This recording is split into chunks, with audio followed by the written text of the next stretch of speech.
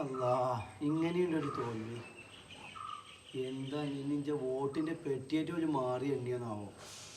ഒരു ഐഡിയയും കിട്ടുന്നില്ല. എന്താ പാപ്പ നിങ്ങൾ ഇവിടെ ഇരിക്കണേ? എന്ത് ചെയ്യാനാണ്? 1300 ആൾക്ക് ബിരിയാണി വെച്ചപ്പോ ഇജല്ലേ പറഞ്ഞത് 300 ആൾക്കും കൂടി വേണം. 1600 ആൾക്ക് ബിരിയാണി വെച്ചിട്ടേ 86 വോട്ട വാപ്പാ കിട്ടിക്കണേ. എൻ്റെ കല്യാണത്തിന് വരെ ഞാൻ 300-350 ആൾക്കാർ ബിരിയാണി വെച്ചിട്ടുണ്ട്. വല്ലാത്തൊരു തോൽവി. ആരും ഇത് ഒന്നായിട്ട് കാലും അടിപ്പോന്തി മൊത്തത്തിൽ വാരിയെ കൊണ്ടുപോയി. പാപ്പ സങ്കടപ്പെടണ്ട.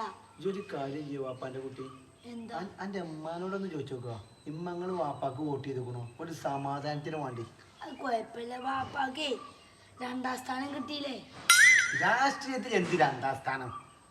ഞാൻ നമ്മുടെ സ്കൂളിൽ നിന്ന് ഓടിച്ച് 2ാം സ്ഥാനം കിട്ടി. ജില്ലക്ക് പോയപ്പോ 1ാം സ്ഥാനം കിട്ടിയില്ലേ?